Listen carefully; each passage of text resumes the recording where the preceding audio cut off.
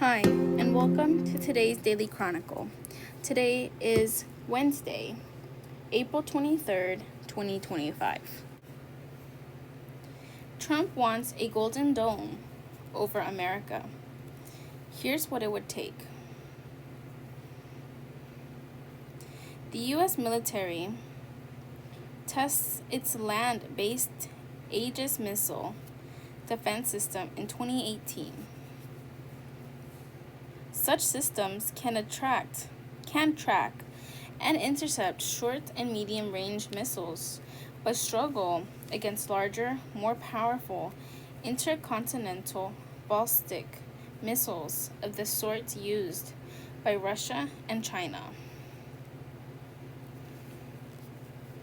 President Trump has told the Pentagon to take another look at missile defense. Technology to shoot down missiles has existed for decades.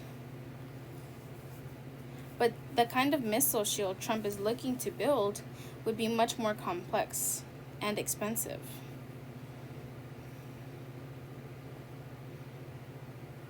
A key part of the new missile defense system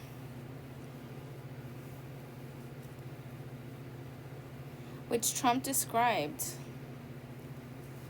as Golden Dome in a speech earlier this year, will likely be space-based interceptors, according to experts and an executive order signed by the president.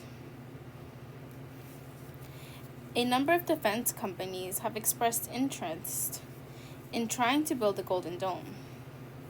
Last week, Reuters reported that Elon Musk's firm, SpaceX, had joined a bid for the project.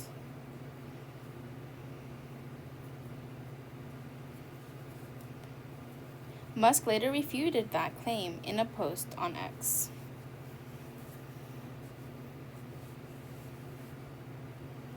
Here's why a critical part of Golden Dome might be built on the final frontier, and what building such a system would involve.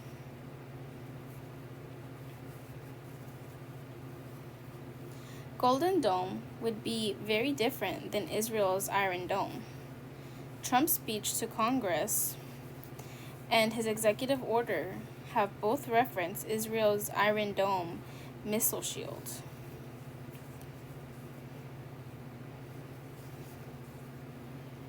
Iron Dome has proven itself incredibly effective during Israel's latest wars at intercepting missiles and rockets. It depends on a powerful network of radars, computers, and interceptor missiles to defend cities and military sites throughout the country. Israel's Iron Dome can intercept rockets fired from short distances, but it is ineffective against longer-ranged missiles.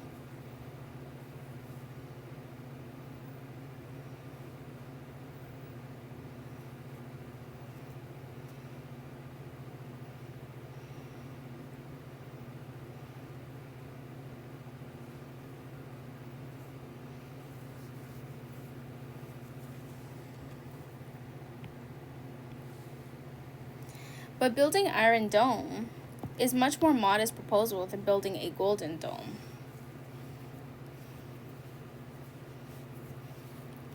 It's the difference between a kayak and a battleship, says Jeffrey Lewis, a professor at the Middlebury Institute of International Studies at Monterey, who studies missile defenses.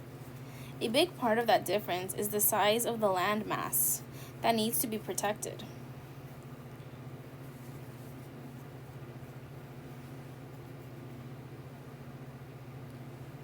Israel is more than 400 times smaller than the United States, and it's mostly flat desert. That's easy to defend.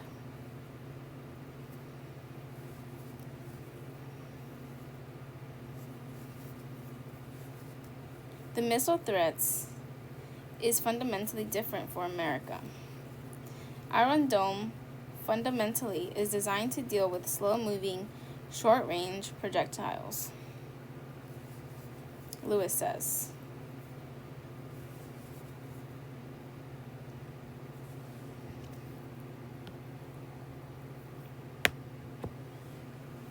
For the most part, it shoots at missiles and rockets fired from near the border that can typically fly just tens of miles.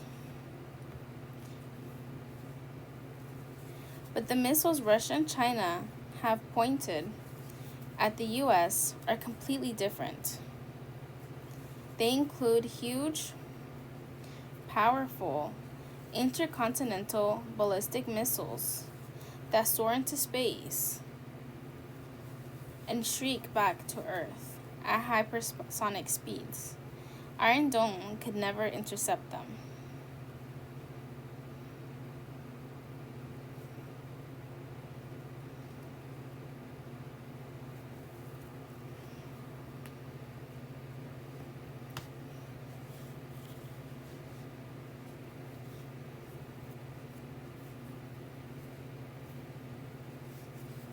A Russian National Guard soldier stands in front of Yar's nuclear missile during Victory Day parade dress rehearsals in 2024. The Yars is a type of intercontinental ballistic missile that can strike at hypersonic speeds.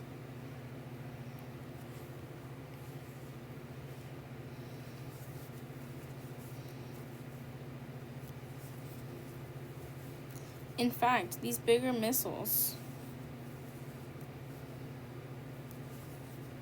are hard for an existing missile defense system to intercept, says Laura Grego, a physicist at the nonprofit Union of Concerned Scientists. The best thing to do is to try to hit these unions, try to hit these ICBMs right as they're launching from their silo. But the launch phase of those missiles only lasts 3 to 5 minutes. So you only have some hundreds of seconds that you have available to catch them as they're launching.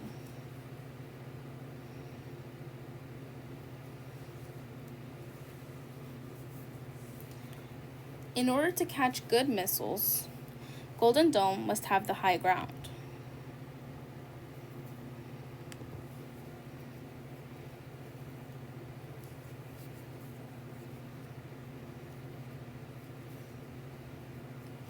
This leads to a third big difference between the real Iron Dome and President Trump's futuristic Golden Dome. To hit these missiles early, a Golden Dome will likely need to include technology in space. The idea is to have satellites in orbit that could spot missiles as they leave the ground and then shoot them at the beginning of their flight.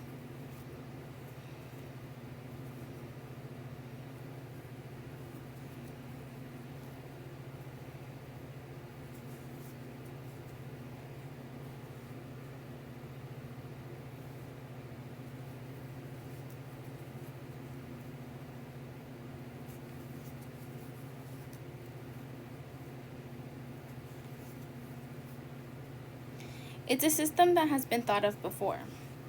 The problem, Grego, is that the Earth is really big and the satellites spin around it really fast.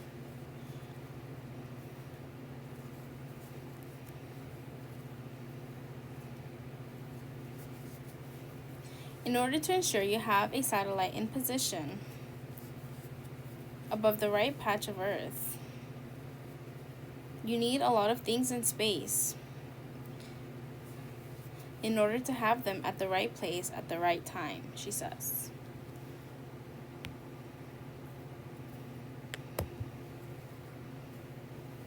Grego was part of the independent panel set up by the American Physical Society, which took a missile defense. Earlier this year, they concluded a constellation of about 16,000 interceptors would be needed to attempt a counter-rapid salvo of about 10 solid propellant ICBMs, similar to North Korea's Hwasong-18 missiles.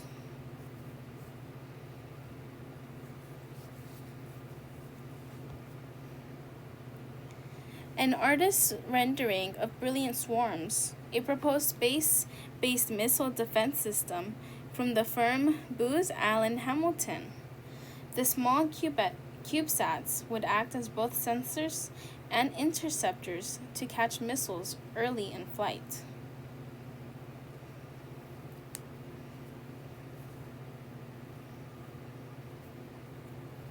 A huge constellation is possible to build, but would be expensive. The idea of having 16,000 satellites in orbit seems impossible. Until recently,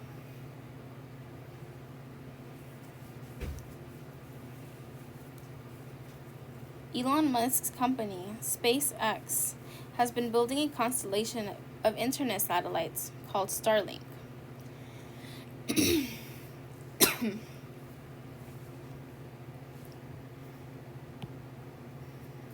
It has put around 7,000 satellites in orbit, which plans to launch thousands more. According to the Reuters article, SpaceX was looking at partnering with defense tech firms Palantir and Anduril. The constellation would include hundreds of missiles, sensing and attack satellites that report claimed.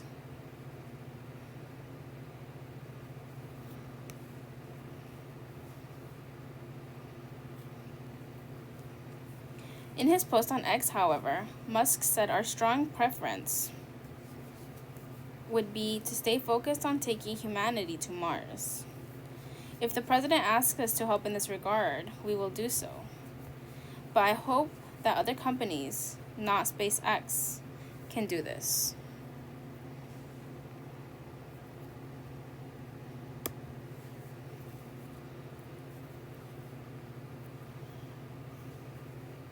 Separately, the consulting firm Booz Allen Hamilton recently unveiled a proposal for a system of 2,000 anti-missile satellites it said could provide a good initial defense. In conjunction with other systems, the constellation satellites would act as both sensors and interceptors. Some satellites might detect the launch, and then others passing near would whiz off to strike the incoming missile.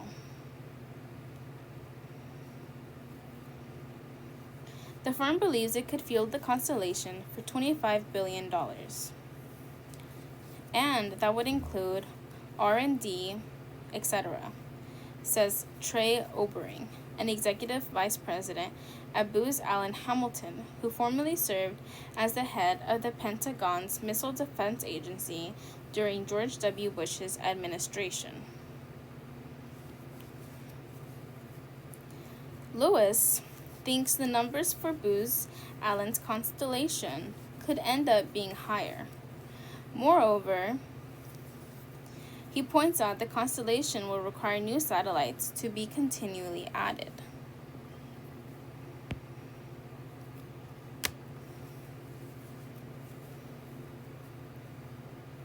Because gradually, these satellites would fall out of their orbits. That's $4 to $5 billion a year just to sustain, he points out. If Golden Dome gets built, America's rivals might adapt.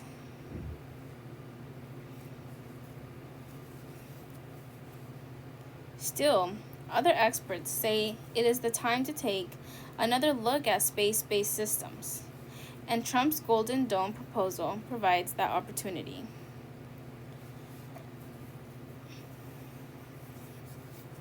It's a welcome development, and it's in some respects overdue, says Tom Caraco,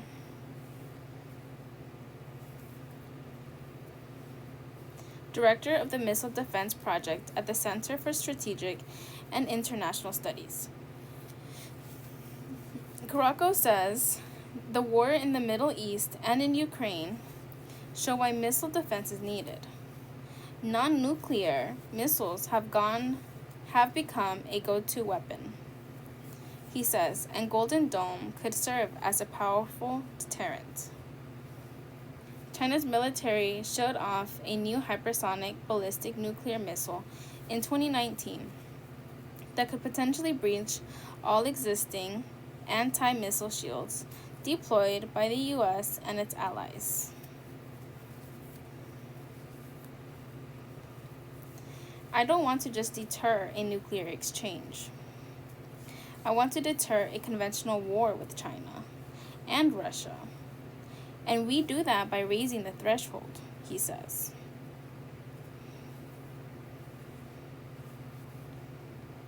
But Lewis is more skeptical. Conventional wars aside, he says, Russia and China are still can still depend on nuclear weapons to maintain a strategic balance with America.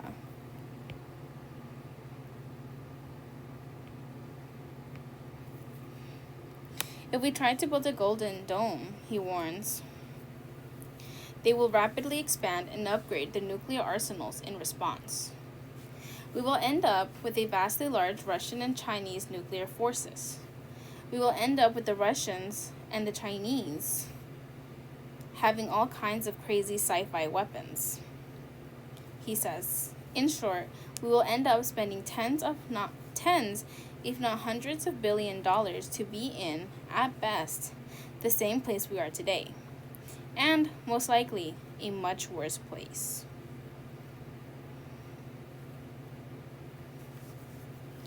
It could spark a new nuclear arms race, he warns, and Russia may already be preparing.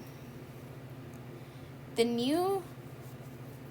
U.S. believes it's experimenting with ways of putting nuclear weapons in space in order to destroy large constellations of satellites like the ones needed for Golden Dome. Hegseth is in hot water again, oversharing attack plans, but this time it may be worse.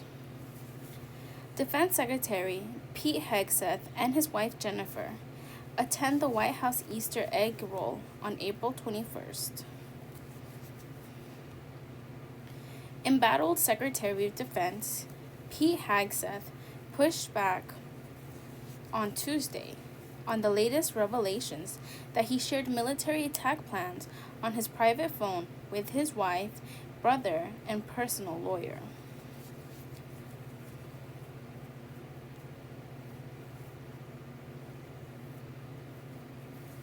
If you remember, I said no one is texting war plans, Hegseth said on Fox and Friends.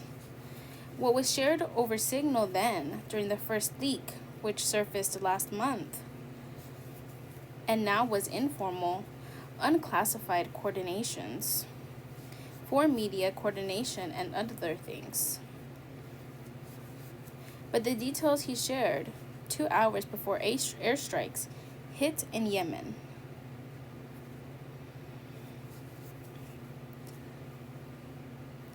Almost certainly were classified, according to retired Marine Lieutenant Colonel Mick Wagner.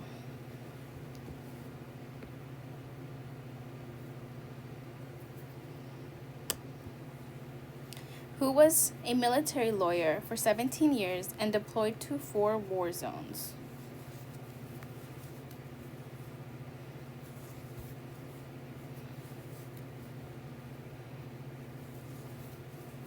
A launch of an attack, there is just no way, no how, that an American military operation starting off is going to be classified for Lord's sake, he said.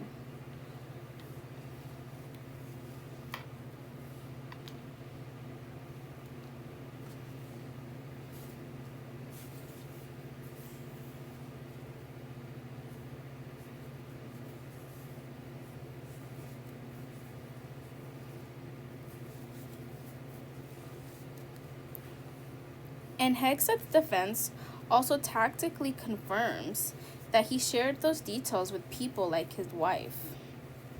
He knew we're not authorized to have this information.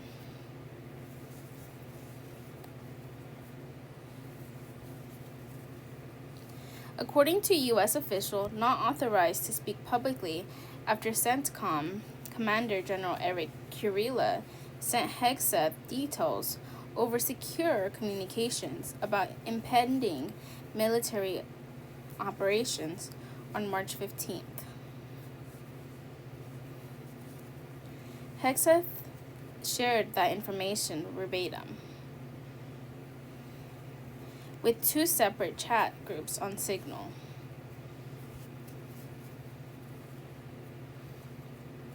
One was made up of top Trump administration officials and inadvertently included journalist Jeffrey Goldberg.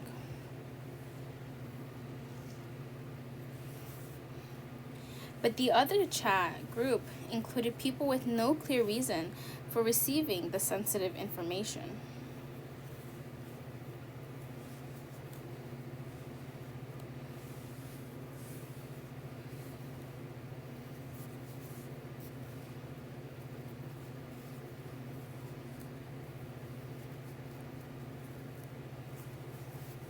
The last time he was wrongly using insecure communications device, and he mistakenly thought he was speaking only to security clearance holders, said Kevin Carroll, who served 30 years in the Army, then in the CIA, and then the Department of Homeland Security.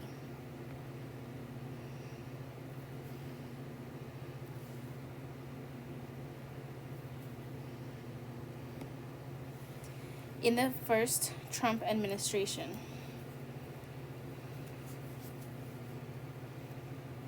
security breaches like what happened in the Signal group are called spillage by the military, but this is more, says Carroll. Here he's knowingly using an insecure communication device, and he's knowingly giving classified information to people who are not security clearance holders. So it's really more than a spill.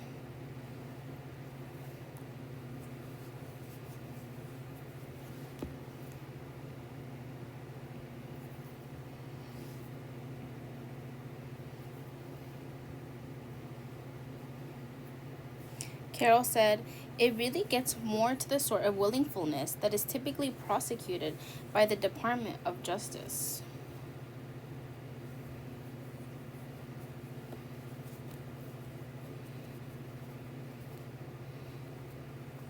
Element of surprise. Even the man President Trump picked as his top military official, chairman of the Joint Chief Dan King, seemed to struggle with Hegseth's use of the first Signal group at his confirmation hearing.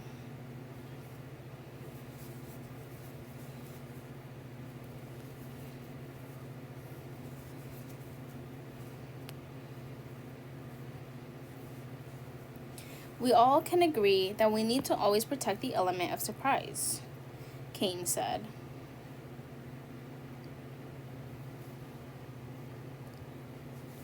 When asked repeatedly about the leaking attack plans in advance.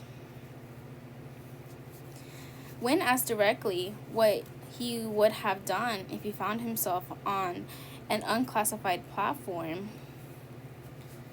where tactical information was being discussed, he said, I would weigh in and stop it if I was part of it, but in this case, I wasn't.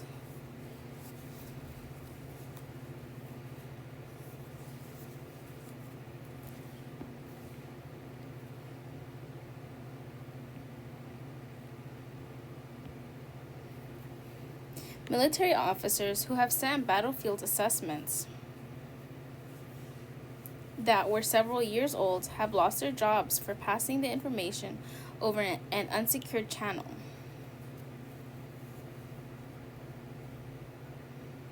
Carroll, the Army lawyer who served in the first Trump administration, said he defended a junior Marine Corps officer in court who sent urgent, potentially life-saving information to fellow officers in Afghanistan from a non-classified email server and was relieved of duty.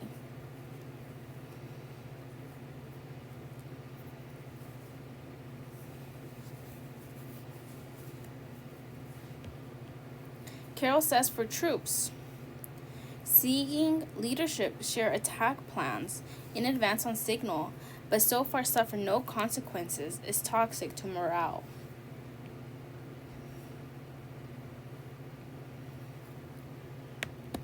But the double standard is so common, he adds, that there's a phrase for the military: different spanks for different ranks.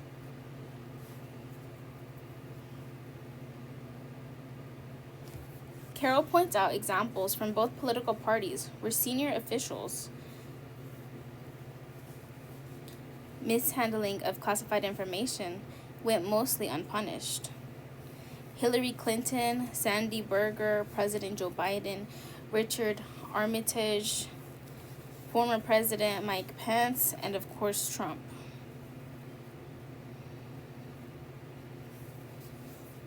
But several current and former military prosecutors and defense attorneys agreed there is no precedent for a Secretary of Defense willingly divulging operational plans against a hostile military force in real time.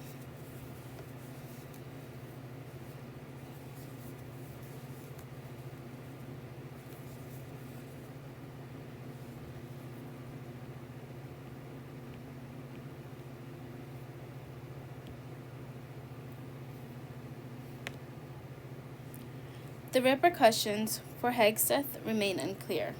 Democrats and at least one Republican lawmaker have called for his resignation in the wake of the news. NPR has previously reported that the White House has begun the process of looking for a new leader at the Pentagon to replace Pete Hegseth, though Trump has said publicly that he stands by his Secretary of Defense, and the White House has strenuously denied those reports.